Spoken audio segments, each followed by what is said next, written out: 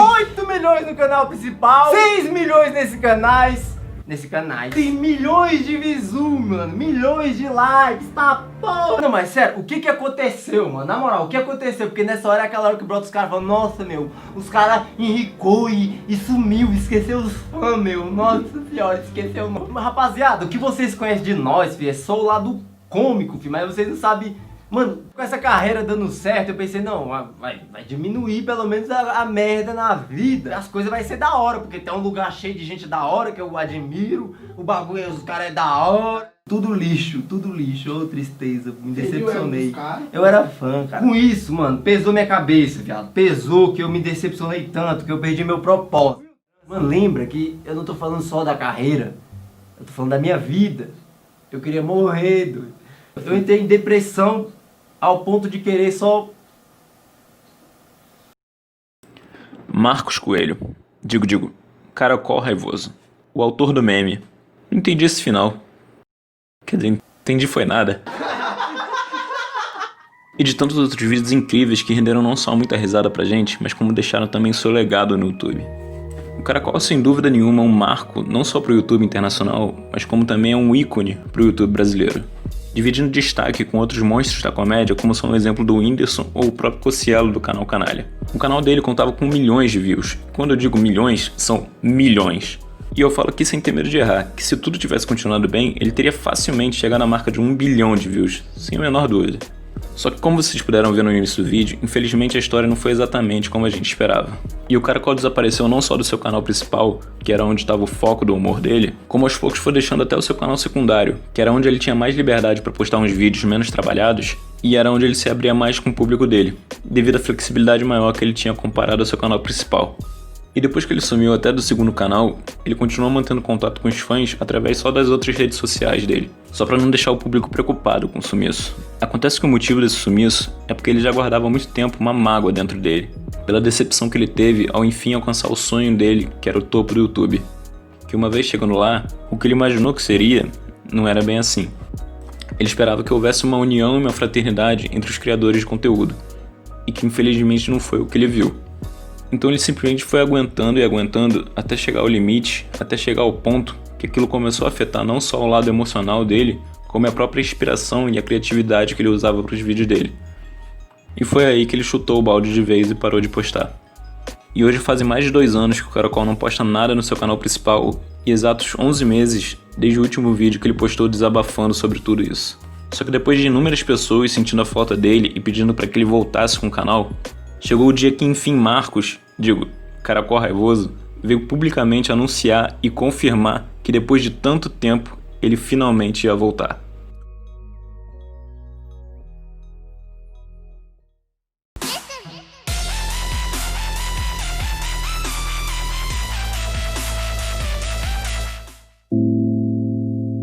Oba, beleza? Bom, assim como eu falei ainda agora, é inegável o sucesso absoluto que o Caracol tem no YouTube.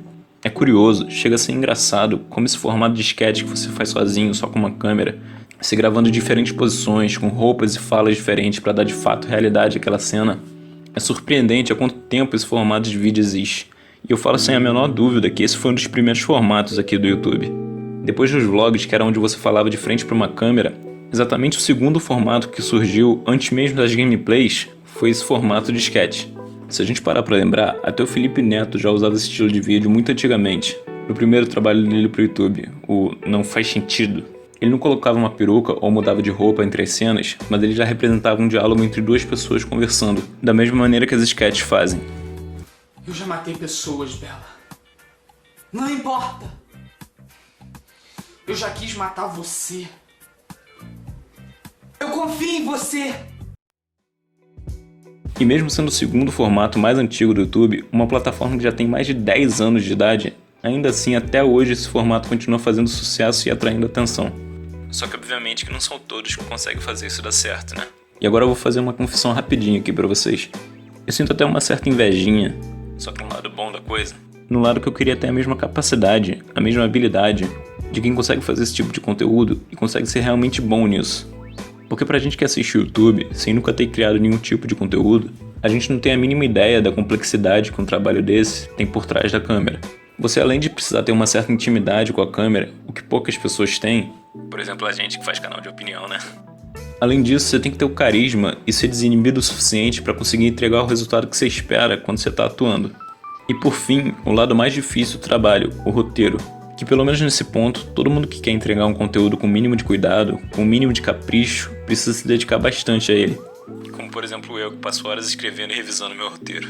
Mas a coisa mais especial no conteúdo do Caracol, do Cossielo ou do próprio Whindersson é que eles fazem uma das coisas mais importantes nesse ramo de entreter pessoas, que é ter a habilidade de fazer as pessoas darem risada. E isso é algo que poucas pessoas conseguem fazer com a habilidade e com a naturalidade que eles fazem. Porque por mais que a gente consiga fazer piada entre os nossos amigos, ou por mais que a gente consiga fazer uma pessoa ali ou outra pessoa aqui sorrir, você fazer um trabalho que agrade uma gama tão grande de pessoas como eles fizeram é uma coisa completamente diferente. Porque ainda que você se dedique muito, e ainda que você seja criativo, o que faz você se destacar da maioria, o que faz você sair da faixa do mediano e ir para a faixa do excelente, é apenas esse único elemento em especial que está presente não só dentro da carreira do YouTube, como em tantas outras carreiras. Um jogador de futebol ou um jogador de esportes, uma estrela do basquete ou até mesmo um lutador. Esse elemento que faz diversas vezes a gente se perguntar o porquê uma pessoa, ainda que seja impecável e extremamente esforçada no que faz, ela ainda assim não consegue ultrapassar os últimos obstáculos e fazer dela não só uma das melhores, mas sim a melhor. Esse pequeno detalhe que faz uma diferença grandiosa, chamado dom. E sim, eu acho que esses poucos produtores de conteúdo têm esse diferencial, que fez com que eles fossem capazes de chamar a nossa atenção no meio de diversos outros canais que tentam tanto quanto, só que infelizmente não têm o mesmo sucesso. E só fazendo uma ressalva aqui, eu sei que esse lance de dom é uma coisa muito relativa e abre discussão para muito debate, até porque é uma coisa que não pode ser de fato provada. Mas eu quero falar aqui que eu não tô querendo de forma alguma desestimular alguém que possa estar tentando fazer algo e acha que não tem um dom para aquilo. De forma nenhuma eu quero fazer isso. Só que é inegável que a gente fica surpreso com a facilidade de retenção e de reprodução que certas pessoas têm, né? E pelo menos na minha opinião, a melhor explicação para isso é o que a gente chama de dom. Só que da mesma maneira que eu vejo a sorte sendo nada mais que uma oportunidade que é bem aproveitada, um dom também não vai fazer com que você consiga as coisas de mão beijada. Então, além de que você tem que se esforçar muito, e que inclusive é praticando que você percebe quando você leva jeito pra coisa, além do esforço, você tem que conseguir aquilo que por mais que muitos não acreditem, é tão difícil quanto explodir, que é se manter de pé. E foi isso que infelizmente aconteceu com o Caracol. Justamente quando ele estava no ápice da sua carreira, sem motivo nenhum para querer parar ou desistir em termos de sucesso, infelizmente, em termos emocionais, a situação dele não estava tão bem resolvida. E isso, somado ao fato dele ter ficado 5 meses de cama em decorrência de uma doença, foi a gota d'água necessária para abalar ele de tal maneira a ponto de fazer ele não só querer parar com o canal, como pensar em coisa pior, de pensar até em tirar a própria vida. O lance é que pra gente criar alguma coisa é muito mais complexo do que a gente imagina. Não é à toa que o termo esgotamento criativo vem tomando cada vez mais e mais destaque aqui no YouTube. Porque para se criar algo se demanda tempo. E o YouTube, como a gente sabe, tem cada vez mais priorizado a frequência ao invés da qualidade. Além de mudar constantemente as métricas dele, sem se importar com o impacto que isso pode causar nos produtores. Então, um processo que já é delicado fica ainda mais exigente, fazendo com que muitas vezes esse produtor tenha o famoso burnout, que é o esgotamento. Você com certeza já reparou canais que no início, principalmente esses de humor, tinham uma frequência impecável. Era vídeo atrás de vídeo sem parar nem para piscar, né? E que justamente conforme o tempo ia passando, eles iam reduzindo a frequência. Mas não porque eles não eram bons ou algo do tipo, mas porque os criadores têm que constantemente estar se reinventando e se renovando. Tipo um meme que com o tempo vai perdendo a graça, ou até mesmo um jogo. Lembra da explosão que foi o PUBG e hoje não se fala em outra coisa a não ser Free Fire? Ou até mesmo Minecraft, que por mais que ele ainda esteja em alta por ser um jogo que se renova através de mods, ainda assim é inegável afirmar que a fanbase dele hoje é claramente dividida com a do Roblox, né? Ou seja, tudo com o tempo na vida vai saturando, vai deixando de ser tão legal. Não porque aquilo não foi bem feito ou algo do tipo, mas porque, como a gente sabe, nada na vida é pra sempre. E funciona da mesma maneira com o canal. No início, ideia e empolgação é o que a gente mais tem. Porque qualquer que for a ideia que você tenha pra fazer um vídeo é válida. Afinal, você não usou ela ainda. Mas conforme seu canal vai ganhando tempo e você vai fazendo mais vídeos, o processo criativo vai se tornando cada vez mais longo e mais custoso. Afinal, além de você querer constantemente superar a sua qualidade, você tem que pensar em algo que já não tenha sido feito anteriormente.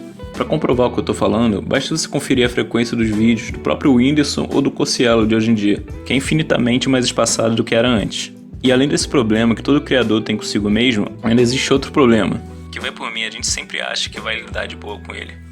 Mas a gente só para sentir isso de verdade quando isso acontece na nossa própria pele. que foi inclusive um dos motivos que o Caracol citou sobre ter sido mais um atenuante no meio desse bolo de problemas, os hates. Hates desde os mais sem sentido, no intuito unicamente de querer desmoralizar e hatear o seu trabalho, ao famoso e escrachado hate do "você é uma cópia", que muitas vezes são pessoas que nem sabem o que falam e também nem sequer se dão o trabalho de analisar o que estão falando. E vai por mim, se você não tiver o seu psicológico preparado e solidificado o suficiente, muitas vezes você vai dar ouvidos a alguém que fez uma crítica a você que nem ele mesmo que fez a crítica acredita nela, mas ele fez unicamente no intuito de querer causar algum tipo de dano em você. E por causa do Caracol, que ele já estava com seu psicológico abalado em decorrência dos outros fatores, isso era mais que um prato cheio para piorar ainda mais a situação. Existe uma coisa na vida que eu juro que eu não entendo até hoje, que é o impacto que uma coisa positiva causa em você em comparação ao impacto de uma coisa negativa. Citando o meu canal, por exemplo, é claro que eu adoro e fico cada vez mais inspirado quando eu ouço críticas positivas dele. Isso dá motivação não só para mim, como para qualquer criador. Isso é o que mais motiva a gente. Só que o curioso é que ainda que 99,9% dos comentários feitos sejam positivos, aquele mísero comentário que te hateia te causa uma inquietação que você sequer consegue entender.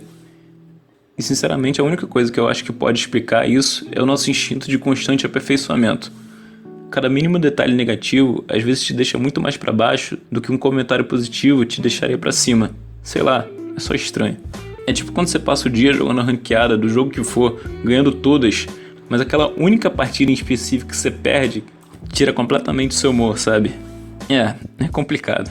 Mas enfim, a gente soma o desgaste criativo que um produtor naturalmente tem, principalmente com o YouTube achando que você é uma máquina de vídeos e não um ser humano. E uma onda de hate, como foi no caso do Caracol, é mais que evidente que muitos não vão conseguir aguentar essa pressão e ceder. Então não vamos perder a oportunidade de correr no canal dele assim que ele voltar, para mostrar o quanto ele faz falta aqui e o quanto a gente tá feliz com a volta dele, porque vai por mim, isso faz toda a diferença. E já aproveitando o embalo, deixa seu comentário embaixo se você gostou do vídeo, isso motiva demais a gente. E me fala se você já estava sabendo ou não da volta confirmada do cara.